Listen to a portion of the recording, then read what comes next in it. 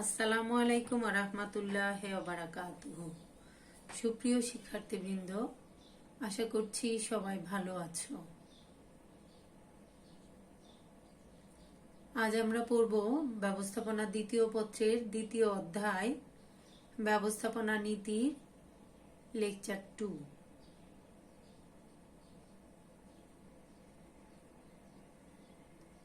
শিক্ষার্থীবৃন্দ,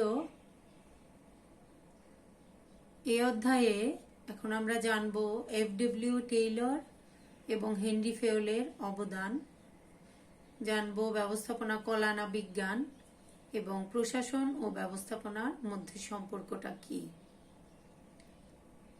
শিক্ষার্থীবৃন্দ, এই তথ্যগুলো তোমাদের কলেজে এমসিকিউ টাইপ প্রশ্ন এবং ভার্সিটি টেস্টে অনেক বেশি আসে, বারবার আসে। তোমরা গত 10 বছরের প্রশ্নটা দেখো এবং এই তথ্যগুলো আসলে মুখস্থ করার ব্যাপার। অধ্যায়ে তো পাঠ্য বইয়ে বিস্তারিত দেয়া থাকে, আমি সেখান থেকে এই ঐতিহাসিক তথ্যগুলো ছোট ছোট করে নোট করে তোমাদের জন্য তৈরি করেছি। আশা করি তোমরা এই পেজগুলো, গুরুত্বপূর্ণ তথ্যগুলো আমি বড় করে দেখিয়েছি, এগুলো তোমরা মুখস্থ করলেই এই অধ্যায়টুকু তোমাদের কমপ্লিট হয়ে যাবে। আমরা প্রথমেই পড়ছি বৈজ্ঞানিক ব্যবস্থাপনার জনক, ফাদার অফ সায়েন্টিফিক ম্যানেজমেন্ট, নাম হচ্ছে এফ.ডব্লিউ. টেইলর। এফ মানে ফ্রেডারিক, ডব্লিউতে উইন্সল টেইলর। এটা হচ্ছে এফ.ডব্লিউ. টেইলরের ছবি। এখন তার জীবনী পড়ব। এফ.ডব্লিউ. টেইলরের জন্ম 1856 সালে। কোথায়? যুক্তরাষ্ট্রের ফিলাডেলফিয়ায়।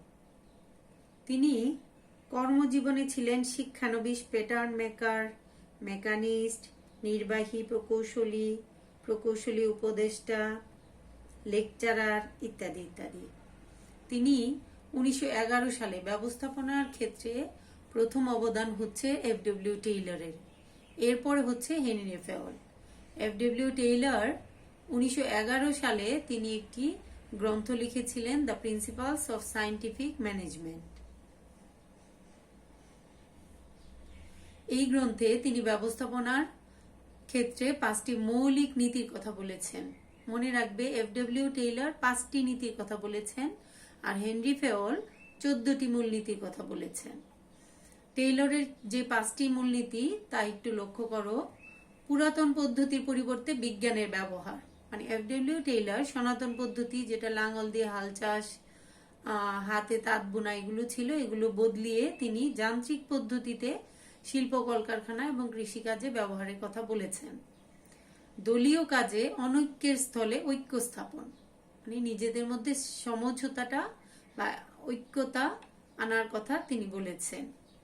বিশৃঙ্খলার স্থলে জনশক্তির সহযোগিতা অর্জন, এলোমেলো বিশৃঙ্খল না থেকে জনশক্তি বা ম্যান পাওয়ারকে বলছে যে পারস্পরিক সহযোগিতার মাধ্যমে কাজ করতে হবে। তিনি বলেছেন সংকীর্ণতার স্থলে সর্বোচ্চ উৎপাদনের ক্ষেত্রে প্রচুর পরিমাণে উৎপাদনের তিনি পরামর্শ দিয়েছেন। এবং সর্বশেষ বলেছেন কোম্পানি এবং কর্মীদের সর্বাধিক উন্নয়নে সকল কর্মীর মান উন্নয়ন, অর্থাৎ তিনি কর্মীদের মান উন্নয়নের ব্যাপারেও গুরুত্ব দিয়েছেন।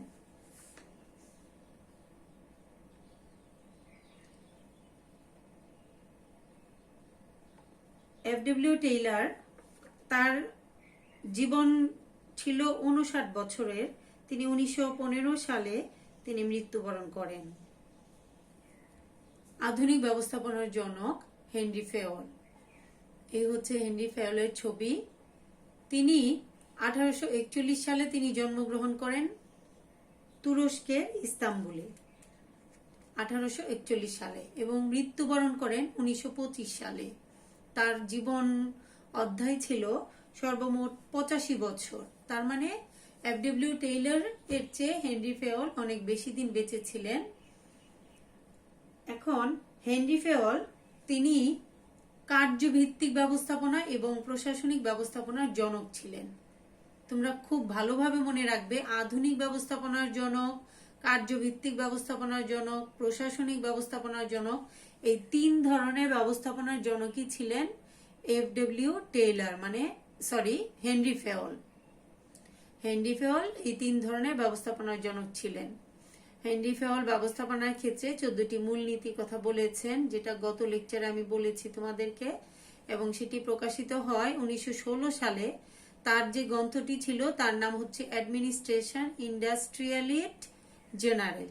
তোমরা স্পেলিংটা ভালো করে মুখস্থ করবে, কারণ এমসিকিউতে ভিন্ন ভিন্ন বানান দিয়ে 4টি অপশন দিবে, এই ধরনের প্রশ্ন করতে পারে।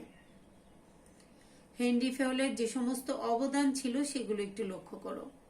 তিনি অন্যান্য বিষয়ের মতো, মানে দর্শন, ইতিহাস, অর্থনীতি ইত্যাদি যেমন বিষয় থাকে, সেই বিষয়ের মতো ব্যবস্থাপনাকেও একটি পৃথক শাস্ত্র হিসেবে প্রতিষ্ঠিত করেন, এবং তিনি ব্যবস্থাপনাকে সার্বজনীন বিষয় হিসেবে তুলে ধরেছেন। তাহলে দেখো, হেনরি ফেওল সার্বজনীন বিষয় হিসেবে ব্যবস্থাপনাকে তুলে ধরেছেন, এবং তিনি শিল্প ও ব্যবসায়ের ক্ষেত্রে কারিগরি, বাণিজ্যিক, আর্থিক, নিরাপত্তা ইত্যাদি সকল কার্যাবলীকে নির্দিষ্টভাবে তিনি তুলে ধরেছেন।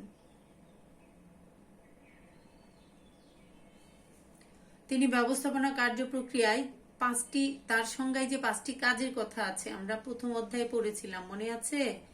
Two manage is to forecast and plan, অর্থাৎ পূর্বানুমান ও পরিকল্পনা; টু অর্গানাইজ, সংগঠন; টু কমান্ড, আদেশ দান; টু কোঅর্ডিনেট, সমন্বয় সাধন; অ্যান্ড টু কন্ট্রোল।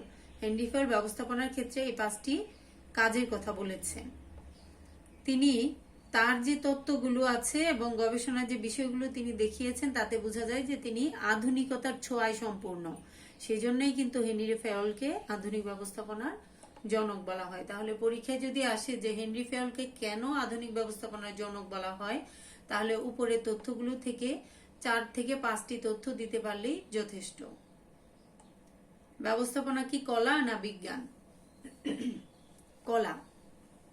এখানে ব্যবস্থাপনা আমরা জানি, ব্যবস্থাপনা হচ্ছে একটি কৌশল যা অন্যকে দিয়ে কাজ করিয়ে নেয়। এখন এই কৌশলটি কি কলা না বিজ্ঞান? কলা হচ্ছে যেটাকে আমরা বলি আর্টস। আর্টস মানে হচ্ছে সুনিপুণ, সুদক্ষ, আরো ভালো, আরো আকর্ষণীয়, এরকম কিছু। আর বিজ্ঞান কি? বিজ্ঞান হচ্ছে সুসংবদ্ধ জ্ঞান, যা পরীক্ষিত, চিরন্তন সত্য এবং বাস্তব। এখন লক্ষ্য করো, তাহলে কলা, টেরি এবং ফ্রাঙ্কলিন বলছেন, ব্যক্তির সৃজনশীল ক্ষমতা ও দক্ষতাই হলো কি? ব্যবস্থাপনা কলা। তাহলে সৃজনশীল ক্ষমতা, তার মানে সুনিপুণ, সুদক্ষ, এগুলোকে বলি আমরা আর্ট।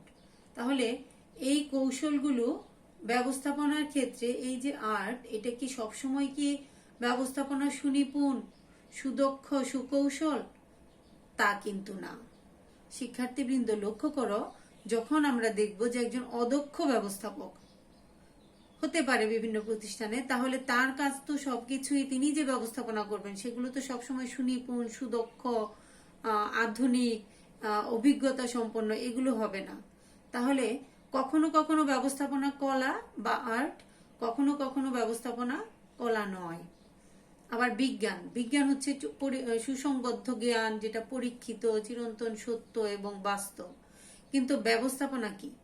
ব্যবস্থাপনা, হেনরি ফেওল বিজ্ঞানে যেমন নিউটন, গ্যালিলিও সূত্র দিয়েছেন, আমাদের ব্যবস্থাপক হেনরি ফেওল, এফ.ডব্লিউ. টেইলর, তারাও ব্যবস্থাপনার ক্ষেত্রে নীতি দিয়েছেন। কিন্তু চিরন্তন সত্য কি? না। ব্যবস্থাপনার এই নীতিগুলোর মধ্যে ফ্লেক্সিবিলিটি আছে, অর্থাৎ নমনীয়তা আছে। কখনো কখনো পরিবর্তিত পরিস্থিতিতে ব্যবস্থাপনাকে বদলাতে হয়, মানে সিদ্ধান্তটাকে চেঞ্জ করতে হয়। হরতাল হলে ওভারটাইম চালু করতে হয়, কখনো দেশের রাজনৈতিক অবস্থা খারাপ হলে অর্ডার বাতিল করতে হয়, ইত্যাদি ইত্যাদি। কিন্তু বিজ্ঞান কি? চিরন্তন সত্য এবং বাস্তব। তাহলে ব্যবস্থাপনাকে আমরা বলতে পারি যে সেটা কলা এবং বিজ্ঞানের সম্মিলন। সেজন্যই ব্যবস্থাপনা একটি বিশেষ কৌশল। এটাকে যদি কৌশলটা সঠিকভাবে প্রয়োগ করা যায় তাহলে লক্ষ্যার্জন হয়। আমি যে কথাটা বললাম যে ব্যাপক পরীক্ষা নিরীক্ষার মাধ্যমে না হলেও গবেষণার মাধ্যমে এটা নীতিমালা, নিরীক্ষণ পদ্ধতি, তত্ত্ব উদ্ভাবন এবং বাস্তবায়ন হয়েছে। তাহলে ব্যবস্থাপনার ক্ষেত্রে এখন কি আছে? কম্পিউটারাইজড পদ্ধতি আছে, আধুনিক তথ্য নির্ভরতা আছে, এটা বাস্তবসম্মত, সর্বজন গ্রাহ্য। তাই সর্বসম্মতিক্রমে ব্যবস্থাপনা বিশারদরা কি বলেন, এটিকে কলা এবং বিজ্ঞানের মিশ্রণ বলে আখ্যায়িত করেন। এবার আসি সংক্ষেপে আমি বলবো যে প্রশাসন এবং ব্যবস্থাপনা আমরা স্তর পড়েছি প্রথম অধ্যায়ে। সেখানে উচ্চ স্তর ছিল যেটাকে বলা হয় অ্যাডমিনিস্ট্রেশন, প্রশাসন, এবং যারা ব্যস্ত থাকে উচ্চ স্তরে তাদের বলা হয় অ্যাডমিনিস্ট্রেটর মানে প্রশাসক। এরা কি করেন, উচ্চ স্তরে থেকে তারা নীতি নির্ধারণ করেন, তারা পরিকল্পনা করেন, তারা বাজেট দেন, তারা নিয়ন্ত্রণ করেন, তারা দিক নির্দেশনা দেন, অর্থাৎ নেতার যে গুণগুলো নেতৃত্ব দেন তারা। আর ব্যবস্থাপনা কি করেন, হাতে কলমে কাজটি করেন। তার মানে মধ্যম এবং নিম্ন স্তর তারা নিজেরা মিলে উচ্চ স্তরের যে প্রশাসন বা প্রশাসক যে পরিকল্পনাটি দেন সেটি বাস্তবে রূপদান করেন ব্যবস্থাপনা, অর্থাৎ মধ্যম এবং নিম্ন স্তর। তাহলে আমরা বুঝলাম যে প্রশাসন হচ্ছে থিঙ্কিং ওয়ার্ক, ব্যবস্থাপনা হচ্ছে ডুইং ওয়ার্ক। প্রশাসনের স্তর হচ্ছে শীর্ষ স্তর, ব্যবস্থাপনার স্তর হচ্ছে মধ্যম ও নিম্ন স্তর। এরা নীতি পরিকল্পনা প্রণয়ন করেন, এরা এখানে বাস্তবায়ন করেন। তাহলে পরীক্ষায় যদি আসে ব্যবস্থাপনা ও প্রশাসনের পার্থক্য কি, তোমরা স্তরটি মনে মনে কল্পনা করবে এবং এটা দেখেই তোমরা বলতে পারবে। এই ব্যবস্থাপনার ক্ষেত্রে যেগুলো ভার্সিটি টেস্ট এবং কলেজের এমসিকিউতে আসে, যেমন কোড অফ হাম্মুরাবি, বেবিলনীয় সভ্যতায় দ্য প্রিন্স মেকিয়াভেলি, তিনি প্রবর্তক, ইউটোপিয়া থমাস মুরের, অ্যাডমিনিস্ট্রেশন ইন্ডাস্ট্রিয়ালিস্ট জেনারেল হেনরি ফেওলের, টেলরের হচ্ছে প্রিন্সিপালস অফ সায়েন্টিফিক ম্যানেজমেন্ট। এই তথ্যগুলো একদম মুখস্থ রাখবে যেন ভুল না হয়। এই একই রূপ কয়েকটি তথ্য আছে যেগুলো ভার্সিটি টেস্টে তোমাদের কাজে লাগতে পারে।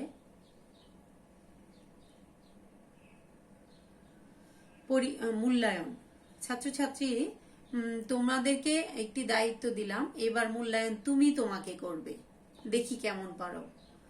আমি মনে করি তোমরা প্রত্যেকেই যথেষ্ট সচেতন এবং যথেষ্ট বুদ্ধিমান, তাই আমি আশা করব এই লেকচারটি শোনার পরে তুমি তোমার বইটাকে একটু দেখবে, দেখার পরে তুমি নিজেই বই বন্ধ করে নিজে নিজে চিন্তা করবে ব্যবস্থাপনা কি কলা না বিজ্ঞান, এ সম্পর্কে তুমি 5-6টি লাইন বলতে পারো কিনা, আর প্রশাসন কি জিনিস, ব্যবস্থাপনা কি জিনিস এবং দুটার মধ্যে আসলে কি পার্থক্য আছে, স্তরটাকে মনে মনে ভেবে তুমি যদি 5 থেকে 6টি লাইন বলতে পারো তাহলে আমি মনে করি তুমি তোমার মূল্যায়ন অনেক ভালো করেছো, ইনশাআল্লাহ তুমি সফলকামী হবে।